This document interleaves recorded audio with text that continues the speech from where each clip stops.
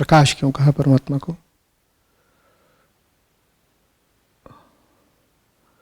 क्या परमात्मा का संबंध वास्तव में प्रकाश से है? और हम तो प्रकाश जानते ही हैं क्या है प्रकाश। क्या जैसे रोशनी आ रही है, तरंगे हैं, विकिरण, रेडिएशन, एक भौतिक चीज जिसमें हमारी आंखें जगत को देख पाती हैं। परमात्मा को प्रकाश क्यों बोला गया? बार बार बोला गया है, बार बार। सब दुनिया भर के धर्म ग्रंथों में प्रकाश ही बोला गया। कभी लाइट बोला, कभी नूर बोला, कभी प्रकाश बोला। क्यों? जो इसका तरीका बताया, जो कुंजी बताई है, वो आप लोग भूल जाते हैं। जो कुछ भी बोला है, हमें क्या देखना है, किससे बोला है, और जिससे बोला उससे क्यों बोला है, ये कौन कह रहे हैं, ये सब कौन कह रहे हैं, इनके वक्ता कौन है? ऋषि हैं।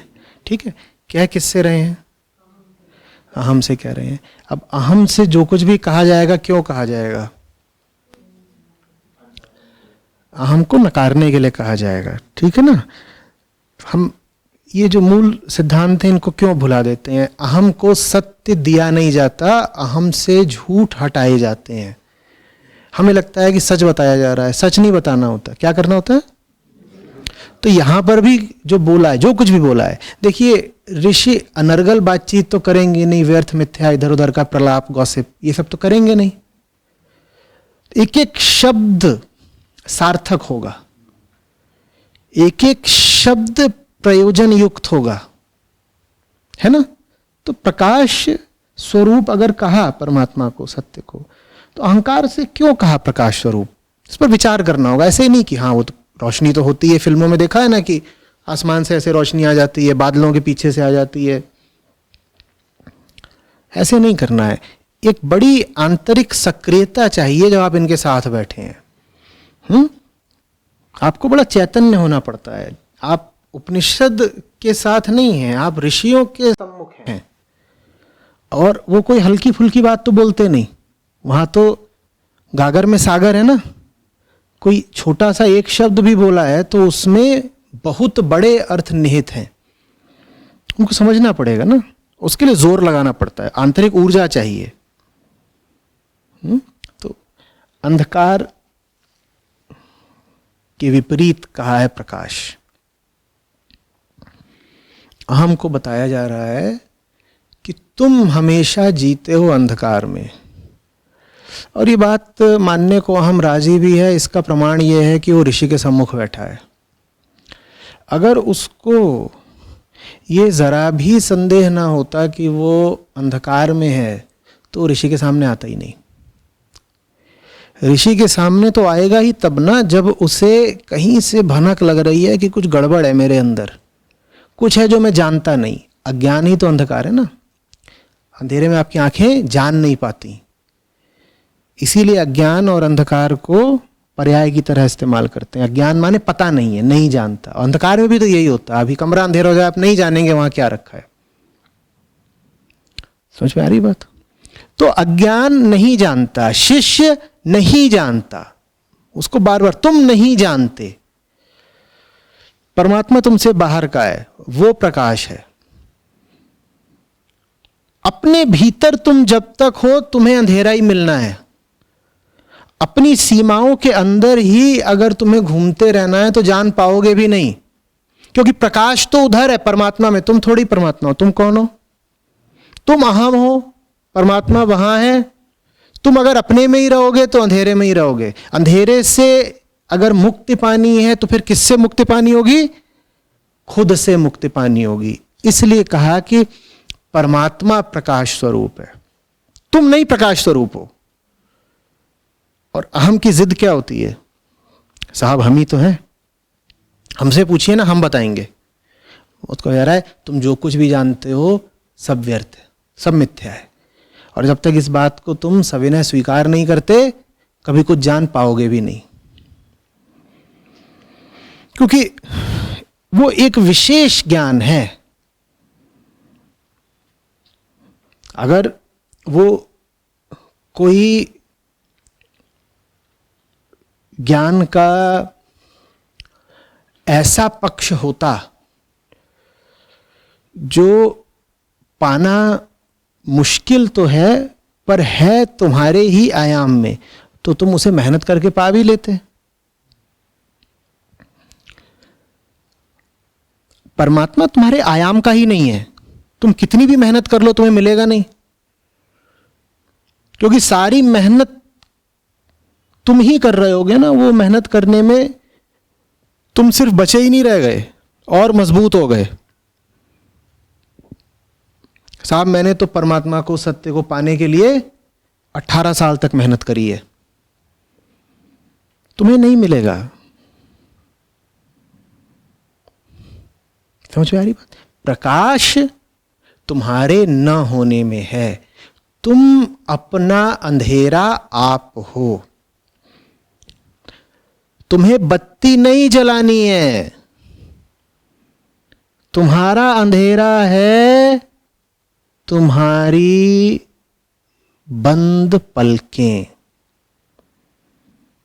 तुम जब तक तुम जैसे ही रहोगे, बाहर 1000 सूर्य भी दैदीप्यमान हो, तुम्हें कुछ दिखने का नहीं, क्योंकि तुम्हारा अंधेरा बाहर का नहीं भीतर का है। तुम्हारा अंधेरा तुम्हारा अपना है। कहां इधर उधर तुम खोज, पलकें बंद हैं और ऊपर से चढ़ी हुई है पट्टी। पलकों के बंद होने को मान लो जो हमारा जैविक अंधकार है, ठीक है, शारीरिक अंधकार, और ऊपर काली पट्टी चढ़ी हो उसको क्या मान लो? सामाजिक। तो 2 तरह के अंधकार है हमारे पास, एक तो आंखें बंद हैं और दूसरा बंद आंखों पर भी सामाजिक पट्टी चढ़ी हुई है।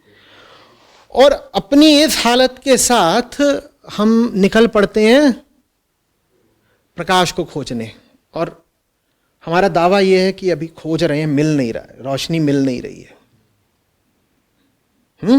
और अपने आप से हम बहुत खुश हैं, अपनी पीठ थपथपा रहे हैं बार बार, क्या कह के? मेहनत देखो पूरी कर रहे हैं, हमारे संकल्प ईमानदारी में कोई कमी नहीं है। देखो हम कितना खोज रहे हैं प्रकाश को, प्रकाश को खोज रहे हैं बंद आंखों के साथ। समझ में आ रही है बात? परमात्मा प्रकाश स्वरूप है, तुम अंधकार हो, तुम्हें खुलना होगा। वो बाहर प्रतीक्षा कर रहा है, तुम्हें खुलना होगा।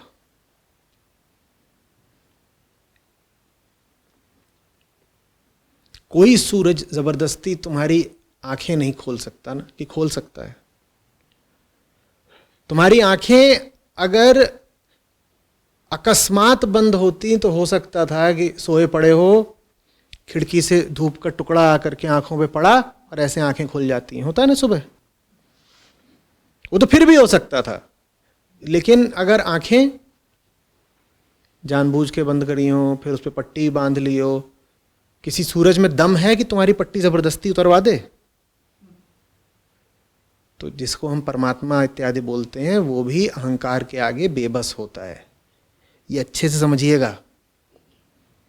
जब हम कल बात कर रहे थे कि अध्यात्म का मतलब है जिम्मेदारी, जिम्मेदारी, तो आपको ये स्वीकार करना पड़ेगा कि आप में सामर्थ्य भी है और जो कुछ हो रहा है आपके साथ आप उसके लिए जिम्मेदार भी हैं। सच से अगर आप दूर हैं तो आप जिम्मेदार हैं। कोई मजबूरी नहीं। अगर सूरज भी आप पर जबरदस्ती नहीं कर सकता, अगर परमात्मा को भी आपकी प्रतीक्षा करनी पड़ती है, तो मजबूर अगर कोई है भी तो कौन? कौन? वो मजबूर है। हम काहे के मजबूर हैं? इसीलिए तो मैं बार बार बोलता हूं, कोई सामने बैठा होता है तो बोलता हूं बादशाह हो बेटा, तुम बादशाह तो हम ही हैं। ये बात आमतौर पे हमें बताई नहीं जाती, हमें ऐसे बताया जाता है कि तुम प्रतीक्षा करो परमात्मा उतरेगा। जैसे कि परमात्मा सोया पड़ा हो और हम जग करके प्रतीक्षा कर रहे हैं, बस आ नहीं रही है क्योंकि ड्राइवर सो रहा है। ये कैसी उल्टी बात बताई जा रही है कि तुम प्रतीक्षा करो परमात्मा उतरेगा। बात उल्टी है। परमात्मा बोलो, सत्य बोलो, आत्मा बोलो, ब्रह्म बोलो, वो प्रतीक्षा कर रहा है। बादशाह हम हैं जो उसकी प्रतीक्षा का उत्तर नहीं दे रहे।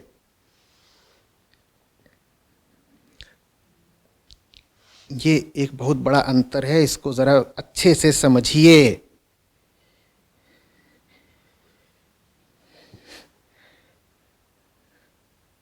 आप सब कुछ हैं, आप सब कुछ हैं।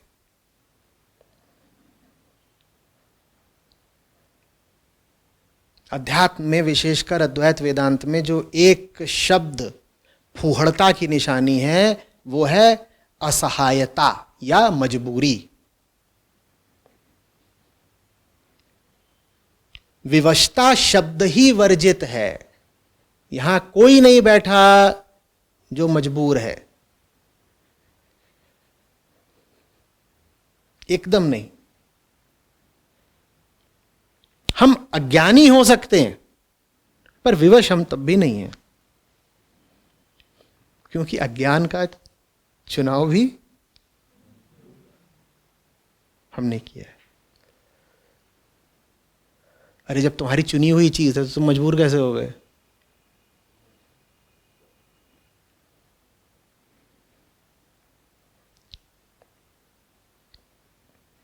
ये बात आसानी से गले से उतरेगी ही नहीं। हमें लगेगा नहीं, पर मैंने तो चाहा नहीं था, देखो मेरे साथ ऐसा हो गया। आपने ऊपर ऊपर से नहीं चाहा था। थोड़ी देर पहले हम बात कर रहे थे ना, हमारी चाहतों के भी तल होते हैं। ऊपरी तल पे नहीं चाहा था, अंदरूनी तल पे वही चाहा था। कुछ भी अनायास नहीं हुआ है।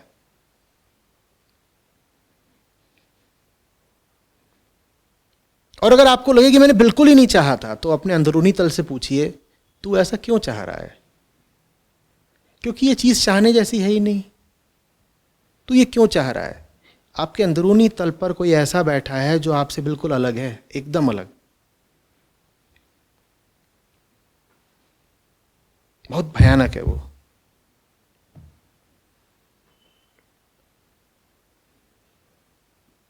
लाल लाल उसकी आंखें, वो कुपित भी है, क्रोधित, डरा हुआ भी है और बहुत प्यासा है।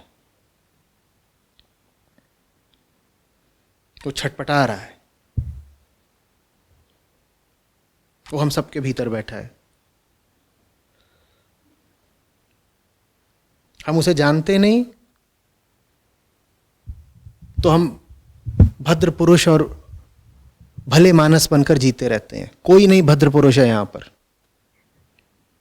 और अध्यात्म सत्य को जानने की बात नहीं है। अध्यात्म अपने भीतर के उस राक्षस को जानने की बात है। स्त्रीलिंग में उसको माया बोल देते हैं।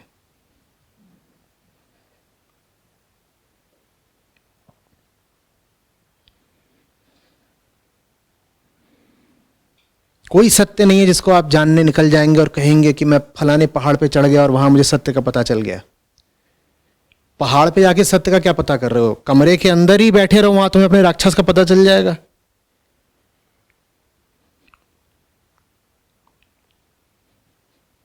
और पहाड़ की चोटी तक अगर तुम जा भी रहे हो तो भीतर के राक्षस को ढोते हुए ही जा रहे हो। वो तो तुम्हारे साथ तुम्हारे कमरे से ही चल रहा है, तुम्हारे ही भीतर बैठा है सहयात्री बनकर। हां, पहाड़ की चोटी पर जाकर के वो अपना नाम बदल के बोलेगा कि मैं ही तो सत्य हूं, और तुम बोलोगे पहाड़ की चोटी पर मुझे सत्य मिल गया, सत्य मिल गया। वो सत्य नहीं है, वो तुम्हारा ही अपना राक्षस है जो तुम अपने कमरे से लेके गए हो चोटी पर। तो बहुत मूर्खतापूर्ण लगती हैं वो सब बातें। जब कोई बताता है मैं गया फलाने समुद्र में घुस गया, फलाने पहाड़ पर चढ़ गया, फलाने लोक में पहुंच गया, फलाने ग्रह में चला गया और वहां फिर मुझे सत्य के दर्शन हो गए। तुम ही तो वहां चढ़ गए ना, वो तो माया तुम्हारे भीतर ही बैठी हुई है, उसको लेके ही तो चढ़े हो। वहां तुम्हें जो कुछ भी दिखाई देगा वो वही है जो तुम अपने साथ ऊपर तक लेकर आए हो।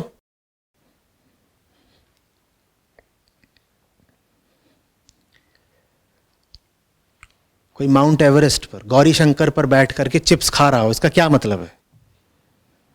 वहां फैक्ट्री लगी है चिप्स की, कहीं यहीं अभी ताजे ताजे मिले हैं, क्या मतलब है इसका? क्या मतलब है?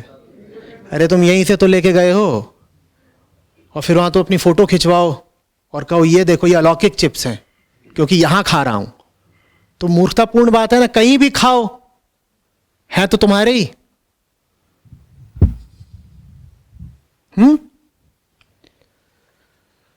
वो जो भीतर है उससे बहुत सावधान रहिए।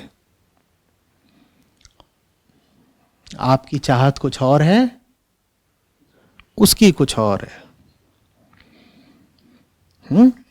आपकी चाहत वो है जो कुछ आपने समाज ने आपको शिक्षा दे दी है। अभी आप उपनिषद सुन रहे हैं, इन्होंने भी आपको ऊपरी तौर पर कुछ समझा दिया, कुछ संस्कारित कर दिया, लेकिन ये सब ज्ञान रह जाता है ऊपर ऊपर, और राक्षस बैठा है बहुत अंदर। तो ऊपर ऊपर हम करते हैं ज्ञान की बातें, और अंदर अंदर बैठा हुआ है राक्षस। बहुत सावधान रहना है। ऊपर ऊपर रहता है प्रकाश और भीतर रहता है अंधेरा। बहुत सतर्क रहना है उससे। समझ में आ रही बात? और अंधेरा बहुत खतरनाक हो जाता है जब उस पर प्रकाश का आवरण चढ़ा होता है, बहुत खतरनाक हो जाता है। इसलिए फिर ऋषि समझा रहे हैं कि अपने अंधेरे को रोशनी से ढकना छोड़ो। कुछ नहीं पाओगे खुद को धोखा देकर।